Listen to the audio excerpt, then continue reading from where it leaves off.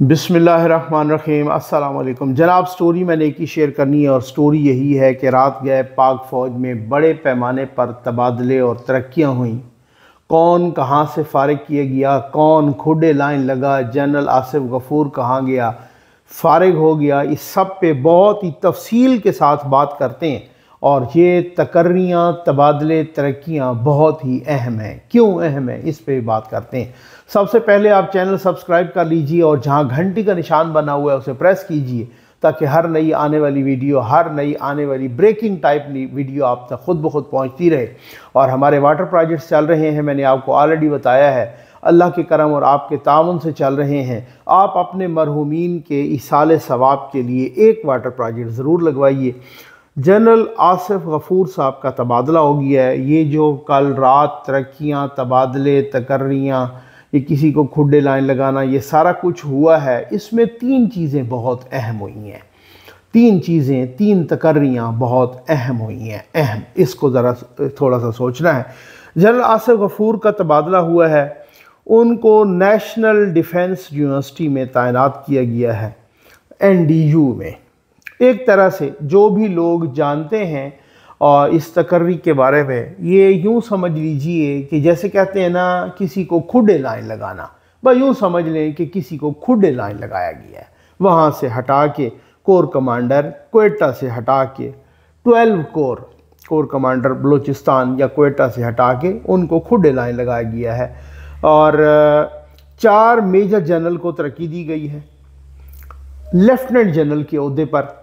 और ये कौन साहबान हैं तरक्की पाने वालों में? मेजर जनरल शाकिर खटक साहब, मेजर जनरल उवैस दस्तगीर साहब, मेजर जनरल अकील साहब और मेजर जनरल इमदाद साहब। ठीक हो गया, ये है। अब जो कोर कमांडर के लेफ्टिनेंट जनरल जिनको तैनात किया गया है वो राहत नसीम साहब हैं। ठीक हो गया जी, राहत नसीम साहब। अच्छा, अब ये मैं आपको बताता हूँ। अब ये इन तरक्की पाने वालों में भी 2 तकर्रियाँ बड़ी अहम हैं। एक है लेफ्टिनेंट जनरल इमदाद, जो अभी जिनको मेजर जनरल से तरक्की दे के लेफ्टिनेंट जनरल बनाया गया, उनको कोर कमांडर गुजरांवाला तैनात किया गया। ठीक।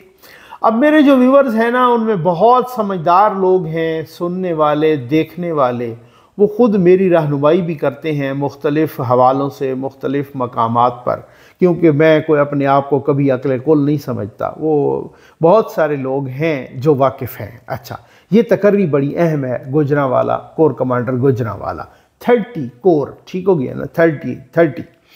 लेफ्टिनेंट जनरल शाकिर उल्ला खटक को HIT टेक्सला तैनात किया गया है।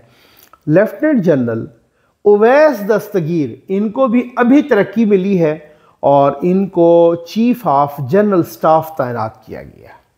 अगर आप किसी से भी पूछते हैं कि आर्मी चीफ के बाद सबसे फ़ौज में अहम तरीन तकर्री कौन सी है, तो वो चीफ ऑफ जनरल स्टाफ है। ठीक है ना, CGS इसको बोलते हैं, चीफ ऑफ जनरल स्टाफ। बाज़ लोग मुझे जो आर्मी के रिटायर्ड पर्सनल हैं या जो सर्विंग हैं या जो दोस्त जिनसे बातें होती रहती हैं, वो बताते हैं कि मैं उनसे कोई किसी दोस्त से इसी तरीके से इंफॉर्मेशन, मेरी आदत है कि जो टेक्निकल इंफॉर्मेशन हो तो बंदा कंसर्न्ड रेलिवेंट पर्सन से, रेलिवेंट क्वार्टर से लेके ही बात करे। तो मालूमात ले रहा था, तो उन्होंने कहा जी आप यूँ समझ लें नकवी साहब कि ये जो CGS होता है, चीफ ऑफ जनरल स्टाफ, ये GHQ की माँ होता है। ये बिल्कुल ऐसे ही है। मोस्ट इम्पॉर्टेंट तकर्री है। जनरल आसिम मुनीर साहब ने ये जो तकर्री गुजरांवाला की है, अभी जिस लेफ्टिनेंट जनरल को प्रमोट किया, और फिर उसके बाद जो ज़ाहिर है प्रमोशन एक बोर्ड के ज़रिए होती है, वो पूरा प्रोसेस है, लेकिन ज़ाहिर है उसमें आर्मी चीफ का बहुत बड़ा रोल होता है। और अभी जिनको उन्होंने चीफ ऑफ जनरल स्टाफ तैनात किया, जनरल उवैस दस्तगीर साहब, इनको भी वो मेजर जनरल से अभी लेफ्टिनेंट जनरल के ओहदे पर उन्होंने प्रमोट किया।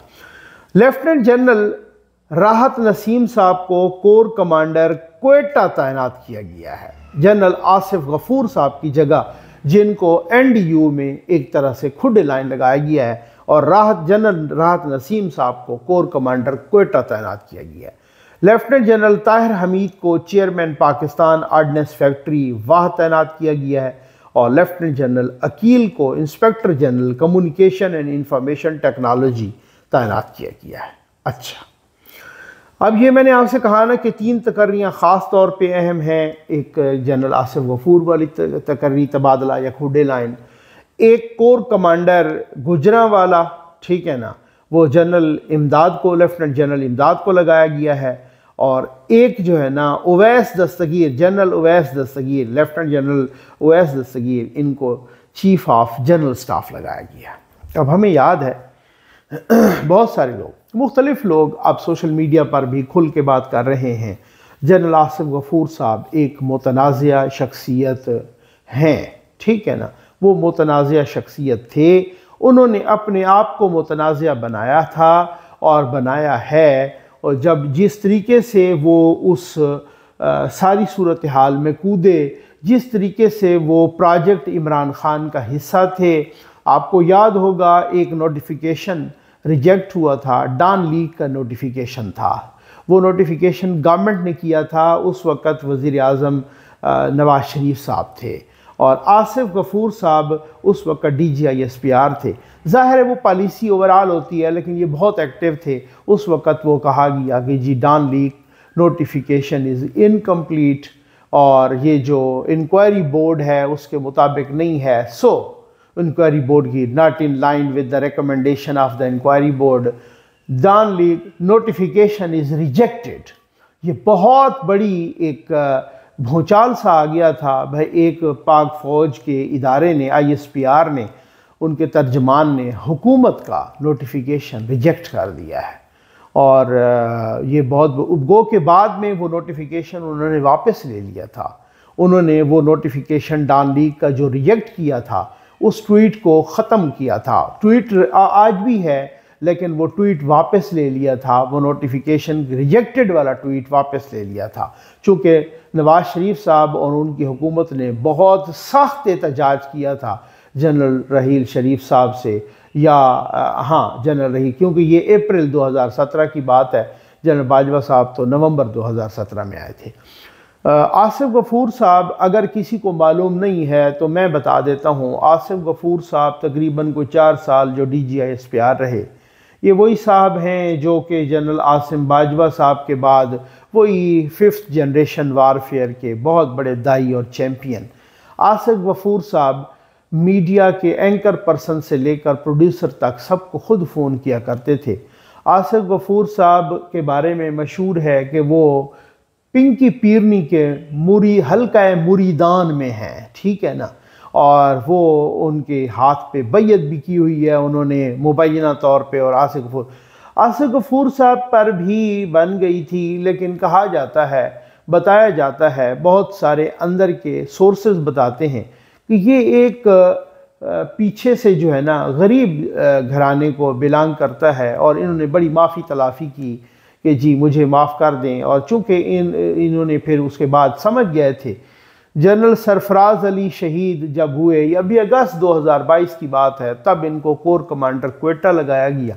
आज उनको वहाँ से हटा दिया गया है। अब कुछ लोग कह रहे हैं कि जी नवाज शरीफ साहब का ये दौरा हुआ है, ये जो नई डेवलपमेंट हुई है, बहरहाल वो कुछ भी हो, वो उस हवाले से बहुत सारी चीज़ें, क्योंकि कल की बात है, कल कुछ और सूरत हाल थी, आज कुछ और सूरत हाल है। वो जनरल इरफान के जिसने खुद नवाज शरीफ साहब ने ट्वीट की थी, और नवाज शरीफ साहब ने बयान दिया था कि जनरल इरफान जो कि ISI में थे और उन्होंने मरियम नवाज़ को स्मैश करने की धमकी दी थी, यानी सफ़े हस्ती से मिटाने की धमकी। आप रऊनत का अंदाज़ देखें। तो इसी वजह से तो आज लोग कहते हैं ना कि ये वक्त किसकी रऊनत पे खाक डाल गया, ये कौन बोल रहा था खुदा के लहजे में। उस जनरल इरफान को प्रमोट नहीं किया गया था, वो खुद ब खुद डिमोट हो गया। वो यूँ समझ लें कि अपनी मौत आप मर गया, ठीक है।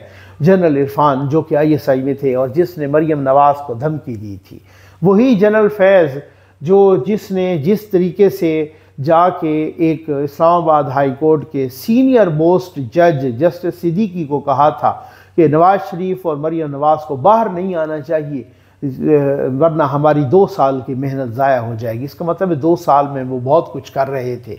पिछले 2 साल में ये सारा कुछ पूरा प्लान बना रहे थे किस तरीके से इस प्रोजेक्ट को लॉन्च करना है। अब वो प्रोजेक्ट गले पड़ गया, वो प्रोजेक्ट अपना जो है ना फेल हो गया, और सिर्फ फेल नहीं हुआ, प्रोजेक्ट फेल तो होते रहते हैं, प्रोजेक्ट गले पड़ जाना, ये बहुत बड़ी बात है और बहुत सूरत हाल। आज वो जनरल फैज़ भी किस्सा पारीना है, आज वो जनरल बाजवा भी किस्सा पारीना है, आज वो जनरल गफूर साहब भी, आसिफ गफूर साहब भी, वो भी किस्सा पारीना हैं और किस्सा पारीना बनने लगे हैं। पाकिस्तान की अगर आप आज भी लिस्ट देखें सर्विंग आर्मी जनरल्स की, तो जो 3 स्टार जनरल्स में सीनियर मोस्ट हैं, आई थिंक गालिबन वो जनरल नदीम अंजुम हैं। अब आगे आप समझ गए होंगे कि अगर जनरल नदीम अंजुम साहब को 3 साल की एक्सटेंशन मिली है, जो कि नवाज शरीफ साहब सुना है कि वो यही चाहते थे कि इनको 3 साल की एक्सटेंशन मिले, तो क्या पता अगर वो मौजूदा आर्मी चीफ को एक्सटेंशन नहीं देते 2 साल के बाद, तो फिर जनरल नदीम अंजुम साहब उस दौड़ में सबसे टॉप पे होंगे। अब ये एक होता है सूरत हाल के। वैसे तो जनरल फैज़ साहब ने भी बड़ी प्लानिंग की थी कि जनरल बाजवा को जिस तरीके से एक्सटेंशन दिलवाई, क्योंकि जनरल बाजवा को एक्सटेंशन दिलवाने में सिर्फ इमरान खान का नहीं, जनरल फैज़ का सबसे बड़ा रोल था, जिनकी हर बात इमरान खान सुना करते थे। और जनरल फैज़ साहब ने एक्सटेंशन इसलिए दिलवाई कि भाई इनको एक्सटेंशन 3 साल की दिलवाएं, तब तक मैं 4-5वें नंबर पे आ जाऊंगा। अगर अभी ये रिटायर होके जाते हैं तो मैं तो तकरीबन कोई 15वें 18वें नंबर पे या 20वें नंबर पे हूँ। अब मैं कैसे बनाया जा सकता हूँ आर्मी चीफ, बहुत शोर मच जाएगा और बहुत गड़बड़ हो जाएगी। इसलिए उन्होंने बहुत ही शातिर तरीके से ये यूँ किया, जनरल बाजवा को एक और एक्सटेंशन दिला के वो खुद 4-5वें नंबर पे तो आ गए। लेकिन मैन प्रोपोजेस गॉड डिस्पोजेस वाली बात है भाई।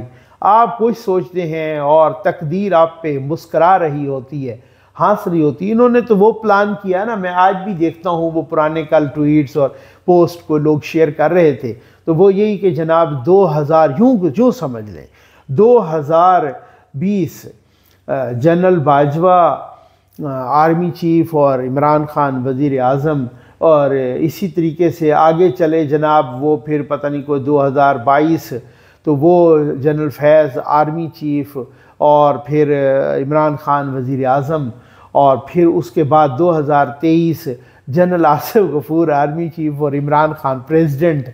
ये सारा एक प्लान बनाया हुआ था। वो ख़ुद उनके अपने एक्स मुआविन ख़ुसूसी नदीम अफजल चांद साहब ने भी अब तो टीवी पे भी आके कह दिया, और वो वैसे ही बता रहे हैं।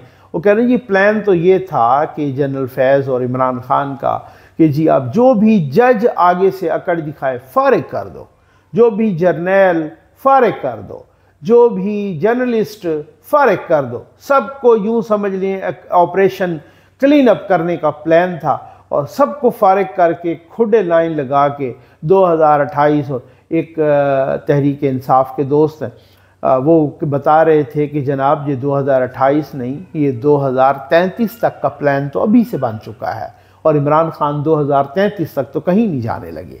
ये आप ये देखें ना, ये वो सूरत हाल होती है जिस तरीके से आपने। और जनरल आसिफ गफूर साहब फ़ोन किया करते थे, मुझे याद है, मतलब आपको मैं बताऊं ना कि फ़ोन इसलिए कि अगर किसी कोई मेहमान बैठा है उस पैनल में और उसने कोई वैसे ही कोई बात कर दी, जनरल साहब ने फ़ोन किया इसको अभी हटाएं। उन्होंने कहा जी वो स्टूडियो में आया हुआ है। उन्होंने कहा स्टूडियो में आया हुआ है या जिधर भी आया हुआ है इसको अभी भगाएं। वो स्टूडियो में भगा दिया जाता था, ठीक है। और अगर वो स्टूडियो में नहीं होता था तो उसको प्रोड्यूसर और बाकी उनके सर को टेक्निकल फॉल्ट आ गया। 1-2 मेहमान तो बड़े समझदार थे, मुझे याद है कि वो कहते हैं कि अगर टेक्निकल फॉल्ट आ गया तो आप हमें फ़ोन पर ले लें। पता था ना उनको मुझे क्यों हटवाया जा रहा है, वो खुद भी मीडिया से रिलेटेड थे। तो उन्होंने कहा हमें फ़ोन पे ले लें। उन्होंने कहा सर फ़ोन में भी फॉल्ट आ गया है। ठीक हो गया ना। अब आप अंदाज़ा कीजिए कि वो बाहर दूर बैठे हों DSNG पर, तो उनको कहते हैं टेक्निकल फॉल्ट आ गया, या फ़ोन में भी फॉल्ट आ गया। और फिर उसके बाद जनाब जब वो स्टूडियो में बैठे और मुश्किल तरीन मरला वो होता है एंकर के लिए भी, बाकी लोगों के लिए भी, कि एक गेस्ट जो स्टूडियो में आया बैठा है, अभी शुरू किए 5 मिनट हुए हैं, और 5 मिनट हुए हैं और बाकायदा चैनल से फ़ोन करवा के चैनल की इंतज़ामिया से ब्रेक का टाइम अभी 10 मिनट बाद आना है। उन्होंने कहा नहीं अभी ब्रेक लोगे, इसको फारिग करो जो बंदा स्टूडियो में बैठा हुआ है। इसने इमरान खान के ख़िलाफ़ बात की तो की क्यों है, इसने फलां के ख़िलाफ़ बात की तो कि इसकी जुर्रत ऐसी की तैसी, उठाओ इसको अभी फारिग करो। तो वो स्टूडियो से भगा दिया जाता था। उसके बाद कोई एंकर को बात करता तो एंकर को फ़ोन आ जाते, प्रोड्यूसर को फ़ोन आ जाते, जनरल आसिफ गफूर साहब धमकियां लगाते, यही जनरल आसिफ गफूर साहब थे जिन्होंने नवाज शरीफ साहब के ज़माने में कहा था कि ये जो इकॉनमी है ये अगर इतनी बुरी नहीं है तो इतनी अच्छी भी नहीं है। फिर उसके बाद उन्होंने देख लिया जिस तरीके की इकॉनमी आई और वो नेगेटिव में चली गई। इन्हीं लोगों के मरहून मिन्नत है हम, ठीक है ना। मरहून मिन्नत मैं किसी तंज में कह रहा हूँ, इन्हीं लोगों की वजह से पाकिस्तान खाई में गिरा है। आज अगर नवाज शरीफ साहब कहते हैं कि इन्हीं लोगों से पूछगछ की जाए तो वो गलत तो नहीं कहते। इन लोगों को कटहरे में डालना खड़ा करना चाहिए, इन लोगों से पूछगछ होनी चाहिए। ये जो ट्वीट किया करते थे वत इज़्ज़ो मंतशा वत ज़िल्लो मंतशा, ये जर्नैल का काम है, ये कोई DGI-SPR का काम है। ये तो पक्का पक्का एक सियासतदान घुसा था, इसमें सियासतदान की रूह घुसी थी। ये पीरनी के मुरीद होने का पक्का पक्का सबूत दे रहे थे साहब, ठीक है ना। वत इज़्ज़ो मंतशा वत ज़िल्लो मंतशा वाले ट्वीट करके। अच्छा, फिर उसके बाद इन्होंने एक वो पहले साहब आए आसिम बाजवा साहब, वो पापा जॉन्स पिज़्ज़ा, तो वो आए साहब, तो उन्होंने DGI-SPR का ट्विटर अकाउंट बनाया। जब बहुत सारे लाखों की तादाद में फॉलोअर्स बन गए और वो जाने लगे तो वो ट्विटर अकाउंट अपने साथ ले गए। उन्होंने कहा नहीं, ये मैं नहीं दूंगा, ये मेरा है, ठीक हो गया। अब आप अंदाज़ा कीजिए, मैं माजरत के साथ कहूँगा, आप इस बदमाशी के ग्राफ का अंदाज़ा कीजिए, इंतहाई माजरत के साथ, ठीक है ना। और फिर उसके बाद जनरल आसिफ गफूर साहब तशरीफ़ फरमा हुए DGI-SPR, तो वो जो मर्जी आए उनका उन्होंने एक किया हुआ था पीस फॉर चेंज, गालिबन यही था उनका। वो उन्होंने अपना ट्विटर अकाउंट जो ऑल फॉल आया उन्होंने उस ट्विटर अकाउंट से बोल दिया, और वो वेरीफाइड ट्विटर अकाउंट था। उसके बाद जब वो चले गए तो अमजद शुएब जैसे पिट्ठू, वो जो अमजद शुएब जैसे इस तरीके के मालशिया पालशिया पिट्ठुओं के ज़रिए ये कहलवाया गया, ये तो उनका ट्विटर अकाउंट था भी नहीं। आप झूठ का अंदाज़ा करें, आप गलत बयानी का अंदाज़ा करें। आपने पूरा पाकिस्तान का सत्यानाश किया, मईशत का सत्यानाश किया, मीडिया पर बूट रखा। जिस तरीके से इमरान खान को उंगली पकड़ के नैपियां बदलवा के चलवाया, चला वो तब भी नहीं है, वो अब आपके गले पड़ गया। जब गले पड़ा तब मजबूरी के आलम में आपने पुराने सियासतदानों से खुद रब्ता किया कि जी आएँ आप बचाएं, अदरवाइज सब कुछ तबाह होने वाला है। ये जो लोग कहते हैं ना कि जनाब ये उस वक्त क्या हुआ, जो उस वक्त हुआ था, अब जो हो रहा है, अब होने वाला उसका उशरे उशीर भी नहीं है, 1% भी नहीं हो रहा जो उस वक्त हो रहा था। लोगों से ट्वीट डिलीट कराए जाते थे, ये ट्वीट डिलीट करवाओगे, नहीं तो अगर ट्वीट डिलीट नहीं करोगे तो तुम्हारी खैर नहीं है। ये आप मर्द हजरात या मर्द जर्नलिस्ट को छोड़ दें, खवातीन से ट्वीट डिलीट करवाए गए कि अगर ऐसा ना हो। फिर उसके बाद ट्रोलिंग होती, खुलेआम इस तरह की ट्रोलिंग होती। इनके यूं करके कभी जनरल फैज साहब कभी क्वेटा जा रहे हैं, तो कभी वो जनाब अफगानिस्तान जा रहे हैं, तो कभी आसिफ गफूर साहब ये जा रहे हैं, तो कभी फाइलों के फ़ोटो, तो कभी उधर फ़ोटो, तो कभी उधर वीडियो, तो कभी इधर ये जो है ना फुटेज चल रही है। और ये सारी ड्रामेबाजियाँ, और इन्हीं ड्रामेबाजियों ने पाकिस्तान का सत्यानाश करके रख दिया है। आज वो सारे खुडे लाइन, आज वो निशाने इबरत बन गए हैं, ये लोग किस्सा पारीना हो गए। एक बात मैं आपको बताऊं, नवाज शरीफ साहब कहते हैं कि ऐसों का एहतसाब होना चाहिए, बिल्कुल ठीक, लेकिन उनको रोक दिया जाता है। लेकिन एक बात है, उन्होंने कहा ठीक है आप एहतसाब नहीं करना चाहते, ऐसों का ना करें, लेकिन एक बात है कि इन सारों को नंगा ज़रूर करें। इस पर इतफाक हो गया है कि सारों को नंगा ज़रूर करेंगे कि जो बंदा जिस तरीके से पाकिस्तान की तबाही में मुलव्वस रहा, कम अज़ कम कौम को यह ज़रूर पता चलना चाहिए कि कौन कौन बंदा किस तरीके से मुलव्वस रहा। अब तो तहरीक इंसाफ के अपने दोस्त बोलने लग गए हैं जनरल फैज़ के खिलाफ। जनरल बाजवा के खिलाफ तो वो पहले ही बोलते थे, अब तो अपने दोस्त बोलने लग गए हैं तहरीक इंसाफ के, खुद जस्टिस बंदियाल के खिलाफ, बहुत सारों के खिलाफ बोलेंगे। अब तो उस्मान बुज़दार के खिलाफ बोलने लग गए, बहुत सारों के खिलाफ। ये सारे के सारे एक दूसरे के खिलाफ बोलेंगे। अब थोड़ा सा हौसला रखें। जो शाख नाजुक पे आशियाना बना है ना, वो इतना नापायदार था, वो इस तरीके से जो जिस शाख पे बैठे थे उसी को काट रहे थे। उम्मीद है आपको वीडियो पसंद आई होगी। आपका बहुत बहुत शुक्रिया।